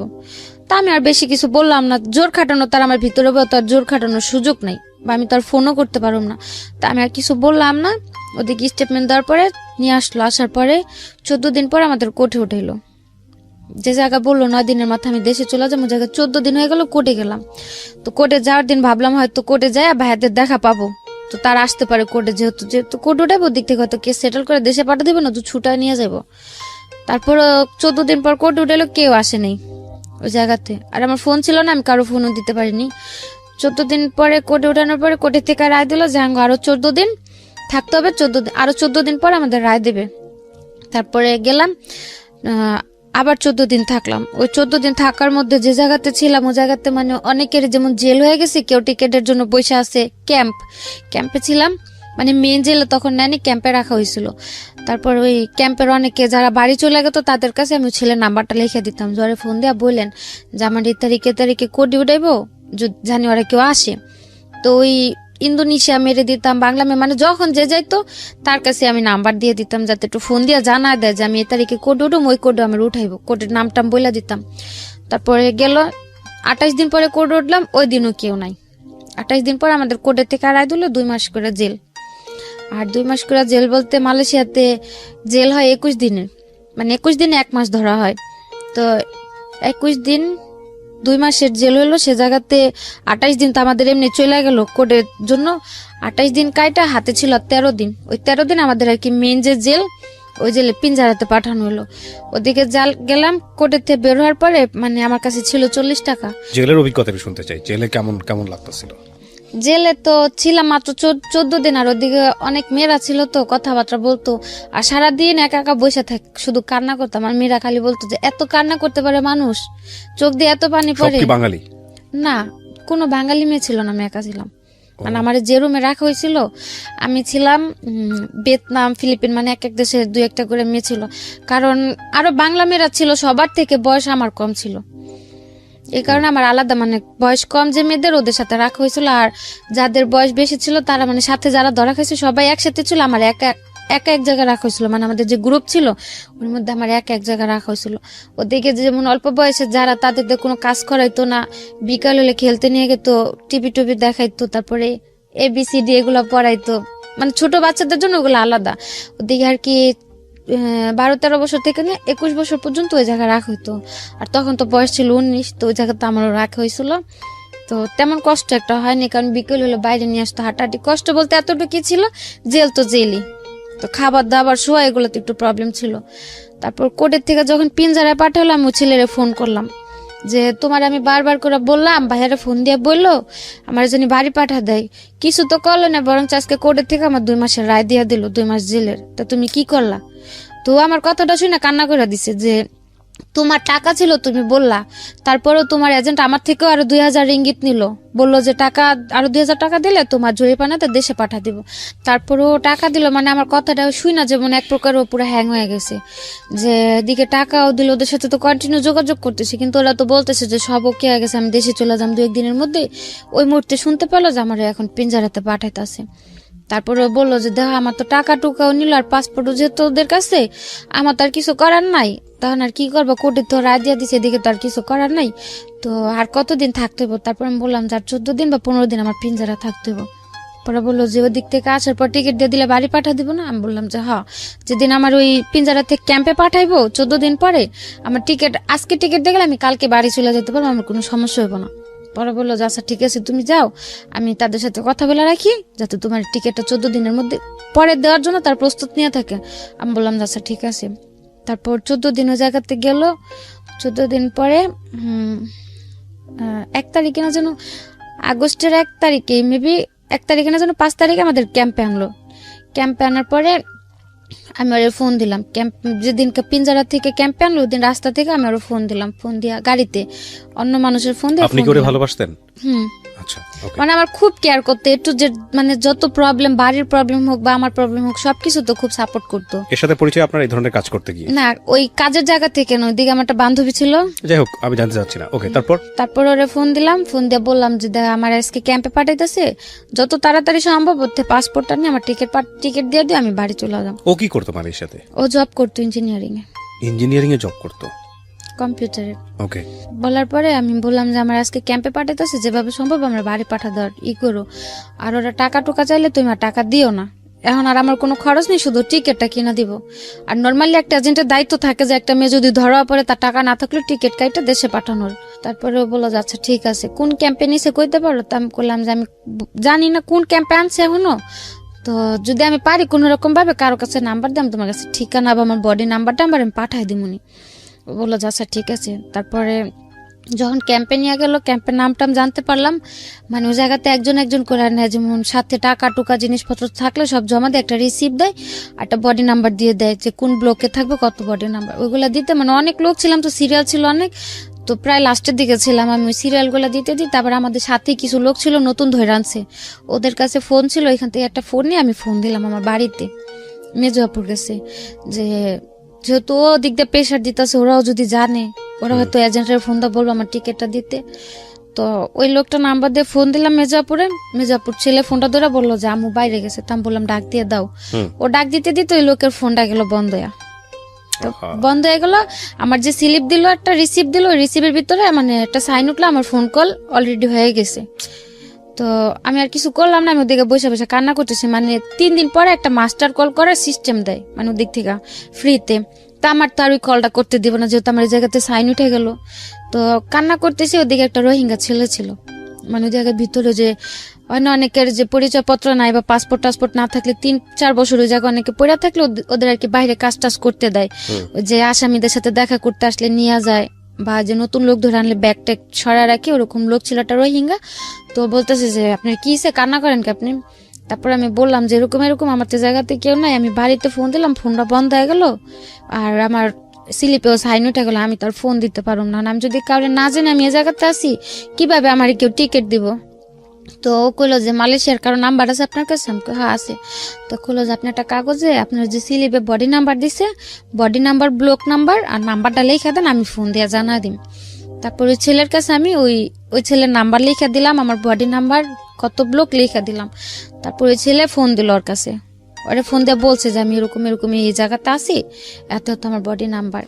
তারপর ও আবার আমার এজেন্টের কাছে গেছে, ওই বাইরের ওই ছেলেটা, যাওয়ার পরে বলছে যে আমার এই জায়গাতে নিয়ে আসছে, আমার টিকিট দিব কবে। ওরা বলতেছে পাসপোর্ট দিয়া দিছে, মানে কোম্পানির লোকের কাছে পাসপোর্ট দিছে, টাকা দিয়ে দিছে, ওরা টিকিট দিয়ে যাবে। এসে করতে করতে প্রায় 15 থেকে 20 দিন যায়। ওই 15-20 দিনের মধ্যে এই ছেলে আবার ওরা একটা ফ্রেন্ডে পাঠায় আমার সাথে জেলে দেখা করতে। তারপর ওরকম করতে করতে আমার এজেন্ট আবার ওর কাছ থেকে টাকা নিল। আবার হুম, ওকে, টিকিট দিবে বলে আরো 2বার টাকা নিল।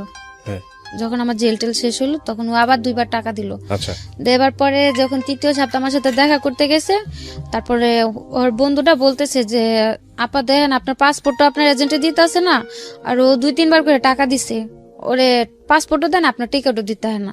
ও এমনও বলছে যে ভাই টাকা খাইছেন ভালো করছেন, আর পাসপোর্টটা দিয়ে দেন, আর একটা টিকিট আমি কাইটা দিতেছি, আপনার টাকা টুকা দিতে হবে না, টাকা জানিছেন নিছেন, আর পাসপোর্টটা দিয়ে দেন। আর পাসপোর্টটা বারবার চাইতেছিল এই কারণেই যে মালয়েশিয়ার জেলে যদি ট্রাভেল পাসের ফর্ম কেউ ফিল আপ করে, অন্তত পক্ষে 7 থেকে 8 মাস ওই ট্রাভেল পাসের স্লিপের জন্য বসে থাকতে হয়। মানে বাংলাদেশ এম্বাসি হয়ে এখান থেকে একটা কাগজ যাব, ওই কাগজটার জন্য 7 থেকে 8 মাস অপেক্ষা করতে, যাদের পাসপোর্ট নাই। আর যদি আমার পাসপোর্ট না দিত তাহলে হয়তো আমার আরো 7 থেকে 8 মাস জেলে থাকতে হতো। তার জন্য বারবার যাওয়ার কথা, টাকা খাইতেছে খাক, তো পাসপোর্টটা দিয়ে দেখ। আর এই চান্সে ও টাকা খাচ্ছে। আর তারপর 3বার 3য় সপ্তাহ যখন দেখা করতে যাওয়ার পর আমি কান্নাকাটি করে বলছি যে ঠিক আছে ও এবার কি করবো, বারবার টাকা দিতেছে। আমি বলছি যে ওরা টাকা দিতে নিষেধ করেন, আমি ট্রাভেল পাসের ফর্ম ফিল আপ করে দিচ্ছি, যদি আমার ফর্ম আসে আমার দেখতে ফোন করতে দিব, ট্রাভেল পাস আসলে যে কাউরে ফোন দিয়ে বলো টিকিট দিয়ে যাওয়ার জন্য। তখন আমি ফোন দিয়ে বললো, ওরা এসে বললেন আমার টিকিট দিয়ে তার টাকা টুকা লাগবে না। তারপর ওই ছেলে মানে ওই কথা শোনার পরে যে পুলিশের কাছে একটা রিপোর্ট করলো যে এরকম এরকম আমি জেল আছে, আমার পাসপোর্ট আমার এজেন্টের কাছে, আমার টিকিট দিতেছে না। ওই জেলে পুলিশের থেকে ওই এজেন্টের কাছে একটা নোটিশ পাঠাইলো যে পাসপোর্টটা যাতে দিয়া দেয়। তারপরে সপ্তাহে যে আমার টিকিট দিয়ে আসলো, তারপরে দেশে আসলাম। এদিকে এজেন্টের জন্য আমার জেল খাটতে হলো 3 মাস, অথচ কোর্টের থেকে আমার রায় দিল আমার জেল হইলো 41 দিন। 41 দিনের জায়গায় আমার জেল খাটতে হলো 90 দিন। তারপরে আসলাম, আসার পরে ওই ছেলের সাথে যেহেতু সম্পর্কটা দেশে আসার পরেও ছিল, ওই সেপ্টেম্বরে দেশে আসলাম। ও বলল যে দেশেই থাকো, দেখি আমি যতটুকু পারি তোমার হেল্প করুন, টাকা টুকা যা লাগে। তারপরে আমি ভাবলাম যে যেহেতু আছে আমার এতটা সাপোর্ট করছে, যদি আমি ওর কাছে যাই হয়তো গেলেও আমার একটা ভালো কাজে টাজে লাগা দিলে আমি করতে পারুম। তো ওরে বললাম, বলার পর তত একটা মানে রায় দিল না। তারপর আমি গেলাম 2য়বার যে ইন্দোনেশিয়া দিয়ে। আপনি জেল থেকে ছাড়া পেয়ে বাংলাদেশে কিভাবে আসলেন ওইটা একটু আরেকবার বলেন। জেল থেকে ছাড়া পেলাম ওই যে আমার ওই যে পাসপোর্টটা ম্যানেজ করতে পারলো? ও যে পুলিশের কাছে রিপোর্ট করলো, 2-3বার টাকা দেওয়ার পর যখন পাসপোর্ট না দিল, ওই তখন পুলিশ পুলিশের বলল কাছে যে রিপোর্ট করলো। তারপর ওকে ধরলো রিপোর্ট পুলিশ। করার পরে ও নোটিশ পাঠালো আমার এজেন্টের কাছে যাতে আমার পাসপোর্টটা দিয়ে দেয়। আর এদিক দিয়ে যখন ওরা পাসপোর্ট দিতেছিল না, আমি যে ক্যাম্পে ছিলাম ওই ক্যাম্পের পুলিশের সাথে আমিও যোগাযোগ করছি। যখন মানে আমি তখন বাধ্য ছিলাম স্বীকারোক্তি দিতে যে আমার এজেন্ট আছে, আমার পাসপোর্ট দিতেছে না। আর তখন তো আমার কোনো সমস্যা নেই, আমার জেল টেল সব হয়ে গেছে, আর আমি দেশে যাব। তখন ওই জায়গার পুলিশদের সাথে আমিও কথা বললাম যে এরকম এরকম আমার এজেন্ট আছে, এজেন্ট আমার পাসপোর্টটা দিতেছে না। ওনার জিজ্ঞেস করলো যে এজেন্ট যে বাসায় থাকে সে বাসা তুমি চেনো? বললাম যে হ্যাঁ। পরে বললো যে 1 সপ্তাহ সময় দেখো, যেহেতু তোমার বাইরে থেকে লোক রিপোর্ট করছে, যদি ওরা পাসপোর্ট না দেয় তোমার আমাদের সাথে নিয়ে এখান থেকে তোমার এজেন্টের বাসা যাওয়া হইব। আচ্ছা, হয়তো এখান থেকে পাসপোর্টটাও না হইব, সাথে ধরা হইব। তারপরে কিভাবে হলো? তারপর ওই যে রিপোর্ট করাতে পুলিশের থেকে নোটিশ দিল, নোটিশ দেওয়ার পর ওই লোক এসে আমার পাসপোর্ট আর টিকিট দিয়ে গেল। আচ্ছা, টিকিট তারপর আপনি দেওয়ার- বাংলাদেশে আসলেন? হ্যাঁ, টিকিট দেওয়ার কত বছর পর বাংলাদেশে আসলেন? 1.5 বছর। 1.5 বছর পর। এই 1.5 বছর জীবনে কি বলবেন? স্বর্গ না নরক? জানলাম নরকের চাইতেও যদি খারাপ কিছু থাকে, নরকটা তো মরার পর কেমন হবে দেখতে জানি না, কিন্তু বাইচা থাকতে হয়তো ওটা একটা নরক ছিল। তো আসলেন, আসার পরে আসার পরে দেশে ছিলাম, সেপ্টেম্বর আসছি, সেপ্টেম্বরের 17 তারিখ আসছি। আসার পরে নভেম্বরের লাস্টের দিক দিয়ে আমি আবার চলে গেছি। কোথায়? মালয়েশিয়ায়। কেন গেলেন? মালয়েশিয়ায় গেলাম ওই অতদিনে মানে ওই ছেলেটা আমার জন্য যতটুকু দৌড়াদৌড়ি করলো, হয়তো জায়গাতে আমার আপন কোন একটা ভাই বোন থাকলে অতটুকু করতো না।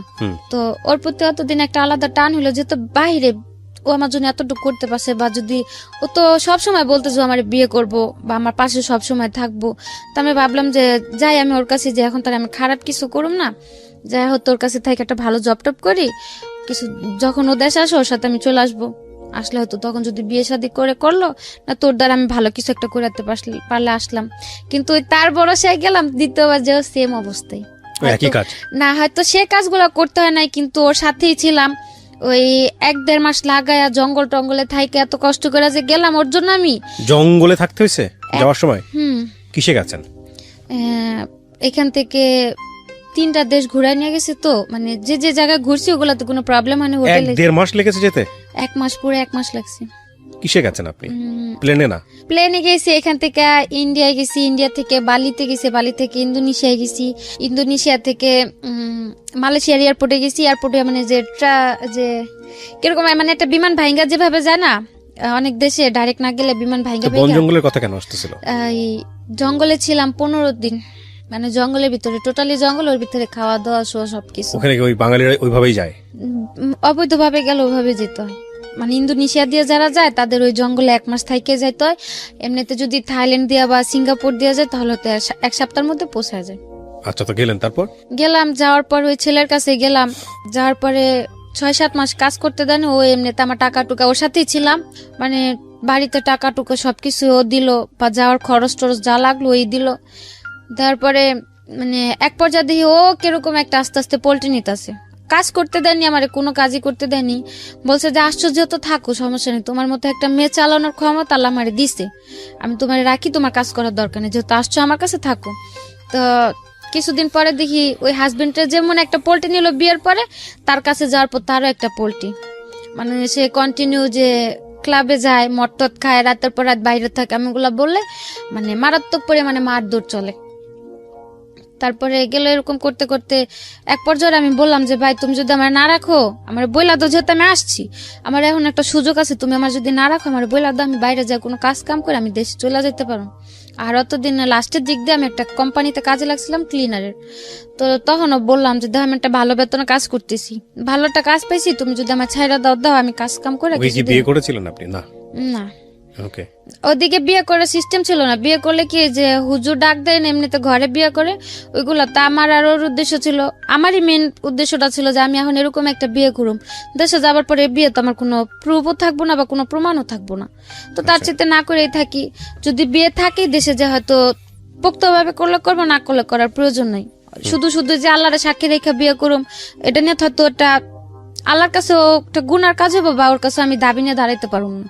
এর জন্য আর কেউ ওই জায়গাতে করা হয় না। আর ওই জায়গাতে বাঙালিদের যাদের ভিসা টিসা নাই, ওই কাগজ টাগজ করে বিয়ে করার কোনো সিস্টেম নেই। তারপরে ওরে বারবার বলতাম যে যদি তুমি আমার ছাইরা দাও তা আমি কাজ কাম করি। ও বলতো যে না, আমি কি তোমার আনছি ছাড়ার জন্য, আমি তোমার ছাড়ুন কেন। এরকম করতে করতে ওর সাথে রইলাম 1 বছরের মতো। লাস্ট 3 মাস কাজ করলাম, দেশে আসুম ওই ট্রাভেল পাস চালু করলো, যারা অবৈধ আছে তারা মানে আত্মসমর্পণ করে দেশে চলে যেতে পারবো। তো ও বললো যে দেখো, এভাবে থাকলো তো দুজনের, ওরও ভিসা শেষ হয়ে গেছে লাস্টের দিকে। বললো যে তুমি চলে যাও, আমার তো কোম্পানি আছে, আমার কোম্পানিতে আমার ভিসা করে দিব।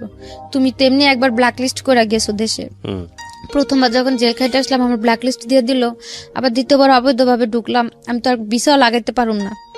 তো বললো যে তুমি চলে যাও, আমি থাকি, আমি ভিসা টিসা করে আমি ভিসা লাগলে দেশে আসুন না, ইনশাল্লাহ বিয়ে যা করার করুন। তা আমি বললাম যে না, আমি তোমার রেখে দেশে যাম না, আমি থাকতেই তুমি এত নাটক করে আমি চলে গেলে তো তখন তুমি পুরাই পল্টি নিবা, যেহেতু তুমি আমার বিয়ে করবো আমি তোমার সাথেই থাকি, সমস্যা নেই। তো এগুলা করতে করতে ও আমার জন্য টিকিট টুকেট কাটার জন্য পুরো প্রস্তুতি নিল। তার মধ্যে আমার বারাপুর একটা ছেলে অ্যাক্সিডেন্ট হলো, মানে ওর ডান হাতের এ জায়গা দিয়ে একটা চাকু ঢুকিয়ে দিক দিয়ে বের হয়ে গেল। আমার কাছে এমনিতে টাকা নেই, আমি দেশে আসার প্রস্তুতি নিতেছি, তার মধ্যে ওর ওই জায়গাতে অপারেশন করতে অনেক টাকা দিতে হলো আমার বাইরে থেকেই। ও তখন দেশে আসবো না, রাজি হলো দেশে আসার জন্য ছেলেটাও আমার সাথে। তারপরে আমি বলছি যে তুমি আমার টিকিট কাটবা, এত কিছু করবা, কোনো লাভ হইব না, যদি তুমি না যাও, যেদিনকার ফ্লাইট থাকবো দিন আমি পলা যাম, দেখবা 3-4 দিন পর আবার আয়া পড়ছি, কিন্তু আমি তোমার রেখে দেশে যাম না। তারপরে এক পর্যায়ে ওর বাবা ফোন দিয়ে বললো যে দেশে নাকি ওর একটা চাকরি হয়েছে, ওরে দেশে চলে আসতে। তারপরে ও রাজি হলো আসার জন্য। একসাথে টিকিট পাইলো না, আমারটা ডিসেম্বর 14 তারিখে করলো, ওটা 17 তারিখে করলো। আসার সময় বারবার করে বললো যে তুমি যাও, তুমি কোনো টেনশন করো না, আমি তা আসি, দেশে যাই, আমি তোমার লোক কোনো পোল্ট্রি নিব না, তুমি চলো, আমিও তো দেশে আইতেছি। আসার পর আল্লাহ বিয়ে শাদী যা করার করুমনি। আসলাম দেশে, আসার পর 15-20 দিন ভালোই ছিল, এখন পুরাই পোল্ট্রি। পুরা পোল্ট্রি বলতে মানে মানুষ অত বড় পোল্ট্রি নিতে পারে না দেখলে হয়তো জানতাম না। সো আপনি আবার যাবেন না মালয়েশিয়াতে? না, আর যাও কার কাছে, আর যাওয়ার কোনো প্রয়োজন নেই। প্রথমে তো গেলাম ফ্যামিলির দিক দিয়ে চিন্তা করে, বা প্রথম গেছে ফ্যামিলির দিক দিয়ে চিন্তা করে, সেকেন্ড টাইম গেছে একজন মানুষকে ভালোবেসে। এখন কিভাবে চলতেছে আপনার? এখন ওই ছেলের সাথে কথা হয়, এমনিতে আমার টাকা টুকা লাগলে যদি আমি ফোন দিয়ে বলি, টাকা টুকা দেয়, কিন্তু কোনো কথা বলে না, যোগাযোগ করে না। এছাড়া আপনি কোনো কাজকাম করেন? গত মাসে একটা চাকরিতে জয়েন করছি, তো করতেছি টুকটাক। কেন বললেন এই গল্পটা? আবার এই প্রশ্নটা করি। গল্পটা বলার উদ্দেশ্য এটুকুই ছিল যে অনেক মেয়েরাই বাইরে যায়, যেহেতু আমি মালয়েশিয়াতে অন্য অন্য দেশের গুলো তার আমি বলতে পারি না, বা আসার সময় এয়ারপোর্টেও দেখছি সৌদি থেকে অনেক মেয়েরা প্রায় 1-150 মেয়ে সিরিয়ালে দাঁড়ায় আছে। জিজ্ঞেস করলাম, মানে ওদের সাথে আমারও মনে করছিল আমি সৌদি থেকে আসছি। এবার আসার সময় আমি 2-3 ঘন্টা লেট